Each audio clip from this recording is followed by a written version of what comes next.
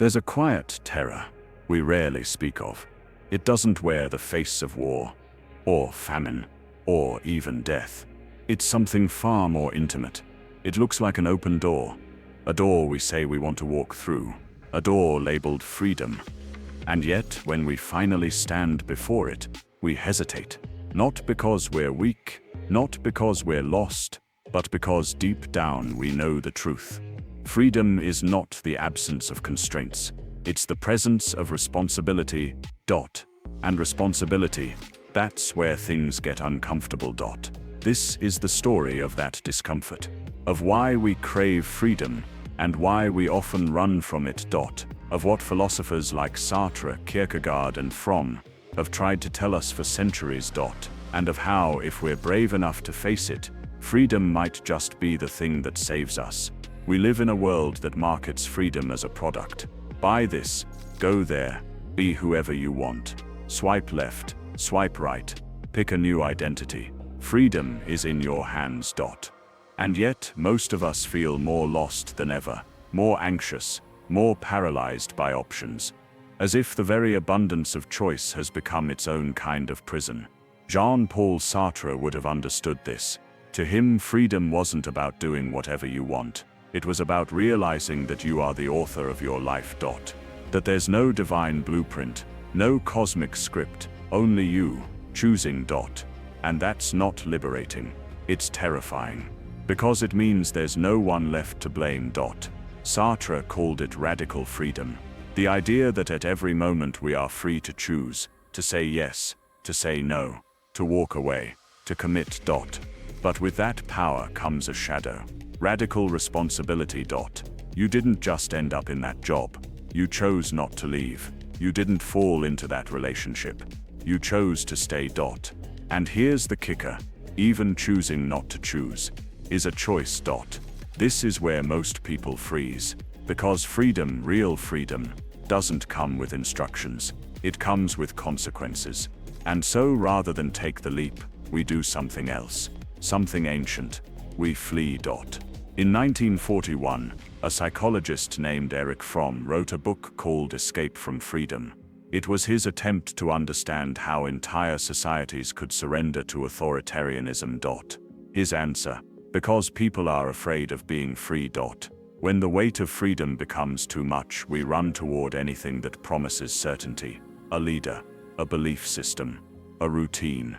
Even suffering can feel safer than the unknown. We say we want freedom, but what we often want more is relief. Relief from doubt, from ambiguity, from the haunting knowledge that we are responsible for everything we become.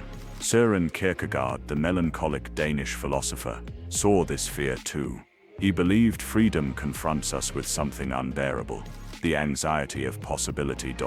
You could be anything, do anything. And that realization doesn't excite us, it crushes us. To Kierkegaard, the only way forward was what he called a leap of faith, not a leap into religion, necessarily, but into the absurd, into commitment, into choosing something, anything, and letting that choice shape you. Because freedom without commitment is just floating. And floating feels a lot like drowning. Here, is the uncomfortable truth. We're not afraid of external chains, we're afraid of internal ones. We re-afraid that if we truly had the freedom to choose, we might choose wrong. We might fail. We might disappoint. We might discover that we are not who we pretend to be. So we stay busy. We scroll. We distract. We let others decide for us. And in doing so, we avoid the most important confrontation of all, the one with ourselves. But what if freedom isn't about getting it right?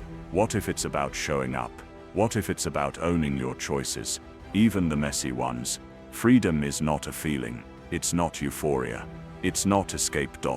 Freedom is a discipline, a practice, a willingness to stand in front of the unknown and say, I will not run, I will choose.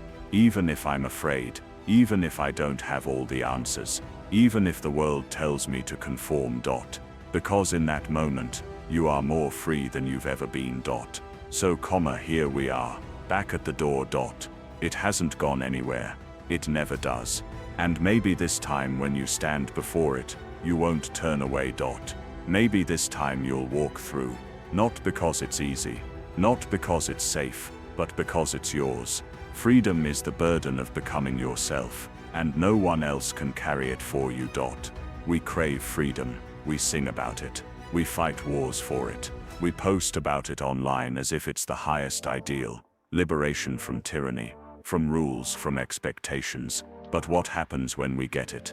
Real freedom isn't simply the ability to do whatever you want. It's something much heavier, more complex, more terrifying. It's the weight of realizing that no one else is in charge of your life, that you are not only free from control, but also free from excuses, free from the comforting illusion that someone else is steering the ship. This is what the existentialists meant when they talked about the burden of freedom. Jean-Paul Sartre once said, "Man is condemned to be free." It's a haunting phrase, because condemned suggests punishment, not liberation. Freedom isn't always a gift. Sometimes it's a curse. When no God, government, or tradition dictates your path, all that's left is you, your choices, your responsibility, and every moment becomes a reflection of your inner life. No divine blueprint, no grand script. Just you, and the overwhelming demand to create meaning from the raw material of chaos. And here's the paradox. We've never had more freedom than we do today. You can reinvent yourself with a click, move to a new city, start a business, date thousands of people from a glowing rectangle in your pocket. But with every possibility comes a haunting doubt. What if I choose wrong? What if you waste your one precious life pursuing something that turns out to be meaningless? This is the silent anxiety behind modern life, behind burnout, behind endless scrolling, behind the obsession with productivity and self-optimization. Because when you're free to choose anything, you're also free to ruin everything. So we freeze. We scroll endlessly, not because we're lazy, but because we're terrified. Terrified of committing to something, of choosing one life, which means saying no to countless others. This is what philosopher Søren Kierkegaard called the dizziness of freedom. Too many possibilities, each demanding a different version of you. And here's the kicker. There's no way to know which path is right. Not until it's too late. This is why some people long for authority, for strict rules, for tradition. Not because they're weak, but because freedom is terrifying. It quotes, easier to be told what to do, to follow a script, to believe that your life has a pre-written purpose handed down from above. But when you embrace true freedom, you have to become the author. And that's not liberating, it's paralyzing. Sartre believed that once you realize you're free, you have no one to blame. Every failure, every success, every relationship, every missed opportunity, it's all yours. You are the sculptor, the hammer, and the stone. Albert Camus took a different angle. He saw freedom not just as a burden, but as rebellion. In a meaningless world, the mere act of choosing, of saying yes to life, becomes an act of defiance. That quote is the power of absurdism, to laugh in the face of chaos, to create value where none existed, to live as if your life matters, even if the universe is indifferent. And maybe that's what we're meant to do with our freedom. Not escape it, not outsource it, but carry it. Not as a burden of guilt, but as a responsibility, as a sacred weight, to choose our values, to create meaning, to build something real out of nothing. Because the truth is, freedom doesn't come with answers, it comes with questions. And the courage to keep asking them again and again is what makes a life worth living. Freedom is what you do with what's been done to you. Jean-Paul Sartre. There's a strange silence that comes with freedom. Not the silence of peace, but of pressure, of knowing that everything you do, or don't do, echoes through the rest of your life. When no one's watching, when no rule is dictating your next step, your actions become declarations, not of obedience, but of identity. And suddenly freedom isn't just something external, it's a mirror that doesn't flatter, that reflects everything, your values, your fears, your contradictions. You could be a writer, a monk, an entrepreneur, a parent, a wanderer, or none of the above. The possibilities are beautiful and maddening. The psychologist Eric Fromm argued that while we are desperate for freedom, we also secretly fear it, because freedom from tradition, from control means freedom to fail. To disappoint, to regret. And in that fear, many of us do what Fromm called escape from freedom. We submit ourselves to ideologies, to groupthink, to rigid belief systems, not always because we believe, but because they relieve us of the unbearable burden of deciding for ourselves. But that's the paradox. The more we try to escape freedom, the more we betray the part of ourselves that longs to be whole, to live authentically. Existentialists don't promise comfort. They don't offer easy answers. Instead, they ask, who are you when nothing and no one tells you who to be? What do you believe in when belief isn't inherited, but chosen? That's the real terrain of freedom, not the political kind but the deeply personal kind, the inner revolution. We all face that moment, that quiet crossroads where we can continue following the path that was laid out for us, or step into the unknown and forge our own. And we hesitate, not because we're weak, but because choosing freedom is an act of bravery. It means risking failure, risking loneliness, risking judgment, but it also means coming home to yourself. Because freedom isn't just the absence of chains, it's the presence of choice, the presence of meaning, the presence of self. And knowing that life isn't something that happens to you, it's something you co-create, one choice at a time. And sure, those choices might not lead to greatness, but they lead to authenticity. And maybe that's more important than greatness. Nietzsche believed that freedom was a battlefield, that most people didn't want freedom, they wanted comfort, predictability, obedience, disguised as order. But for those who dared to look into the abyss, to strip away illusion, to face life as it is, ugly, beautiful, absurd, raw, there was a different kind of freedom, a freedom earned, not given. The freedom to say, I am the author of my life.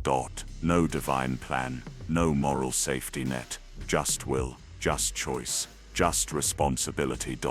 And with that, a kind of nobility, a kind of dignity that no external system could bestow. So maybe this is what it means to be truly free, not to have all the answers, not to be fearless, but to be conscious, to be awake, to choose, even when you're afraid, to carry the burden of freedom, not as a punishment, but as a privilege. Because to be free is not to escape responsibility, it's to embrace it, to hold it in your chest like a flame, not burning you, guiding you. In the end, freedom won't always feel good, it won't always feel right, but it will feel real. And that's enough. That quote, the beginning of becoming who you were always meant to be. Not because someone told you, but because you chose it. Most people won't tell you this, but freedom doesn't always look like movement. Sometimes freedom is stillness, the moment you stop running from yourself, from expectations, from timelines, from the person the world told you to be.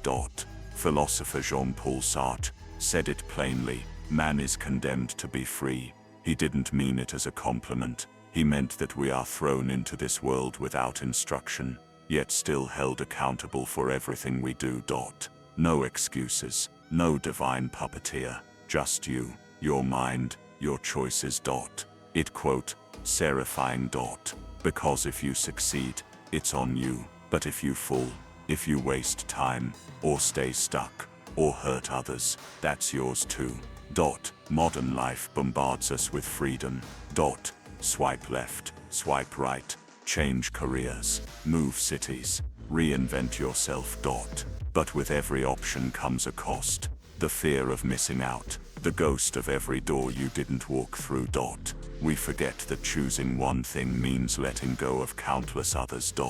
And so we stall, we scroll, we numb ourselves in endless possibility, waiting for a sign when the truth is, the sign is us. Their quote, There's no universal definition of freedom. For some it's owning a home, for others it's never being tied to one place, for some it's raising a family, for others it's solitude, silence and space. And that's the catch. No one else can define freedom for you. If they do, it's not freedom, it's marketing. Henry David Thoreau went to the woods to live deliberately, to reduce life to its essentials. And in doing so he discovered that freedom often means subtraction, not addition, not more, but less. Less noise, less distraction, less pretending, because when you peel away everything society says you need, what's left is you. And if you don't like who you find there, freedom won't feel liberating, it'll feel like exposure. True freedom isn't about being alone, it's about being authentic in the presence of others. Can you speak your truth without apology? Can you love without losing yourself? Can you stand firm in your beliefs when they're unpopular? That's the hardest kind of freedom. Because it risks rejection, it risks failure, it risks pain. But it's real. And anything real is worth the risk. Freedom doesn't come with certainty, it comes with responsibility, and with that, courage. It There's the voice inside you that whispers, go, even when you're afraid. It There's the moment you stop waiting for permission. The quiet revolution of taking ownership, not just of your future but your past. To say, yes, I made mistakes, I stayed too long, I didn't speak up, but now, I choose. We often imagine freedom as grand, explosive, loud. But sometimes it's small, subtle. It There's waking up and realizing you're no longer pretending. It's doing the hard thing because it aligns with your values, not your comfort. It saying no when everyone expects a yes. It's staying when it's easier to run, or walking away when staying would cost you your soul. When it's all said and done, freedom doesn't guarantee happiness, but it gives you integrity. The knowledge that you lived your life, not someone else. There's that you didn't just follow the map, you drew it. And even if the road was crooked, or unfinished or uncertain, it was yours. That There's the quiet power of freedom. It doesn't promise ease, it promises truth, and that, more than anything else, is what we're here to find. There's a new kind of prison now. It doesn't have bars. It has algorithms. You don't see your chains because they're made of preferences, designed to look like you, sound like you, even think like you. The philosopher Byung-Chul Han called this the infocracy, a world where we're not ruled by force, but by information. Where we're free to choose, but every choice is filtered, optimized, predicted. And here's the catch. If your choices are being shaped without your awareness, are you still free? Freedom also means being free from the need to perform. We turned identity into a performance, metrics into meaning. Likes as validation, follows as friendship, reposts as rebellion. But none of it is real. What happens when the version of you that people love isn't the one you love? Maybe we were more free as children. Before the rules, before the guilt, before the pressure to be someone. The Danish philosopher Søren Kierkegaard once wrote, "The most painful state of being is remembering the future, particularly the one you'll never have. As kids we dreamed without limits, but somewhere along the way, dreaming started to feel irresponsible. So we shrink, we settle. We tell ourselves it's too late, but that's just fear dressed up as maturity. To be truly free, you have to sit with yourself, without the distractions, without the edits, without the crowd. Because silence is where the real voice speaks, and often it says things we don't want to hear.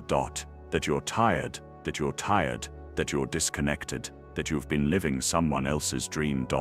It as hard to hear that voice, but it's the only one that can lead you home, whether you're in a monastery or a metropolis. Freedom starts with awareness. And awareness begins with a question: who am I when no one's watching? If you don't know, then no amount of external freedom will save you, because the most dangerous prison is the one you can't see. Freedom is not just personal, it's collective. It means standing for others when their voices are silenced. It means refusing comfort when it costs someone else their dignity. It means knowing that you are not free until we are. As philosopher Cornel West said, justice is what love looks like in public, and sometimes freedom looks like love with teeth, protective, unapologetic, brave. In the end, freedom isn't a finish line. It as a process, a practice, a path you walk every day, one honest step at a time. It's not about being fearless, it's about choosing in spite of fear. It as not about having all the answers, it's about asking better questions. Not, what should I do, but what matters to me. Not, how do I win, but what am I willing to live and die for. If you feel lost, if you're unsure, if freedom feels more like a burden than a gift, that's okay. It means you're awake. It means you're alive. It means you're beginning. So light your candle, even if it's small, even if you're alone. Because the world doesn't need more noise, it needs more light.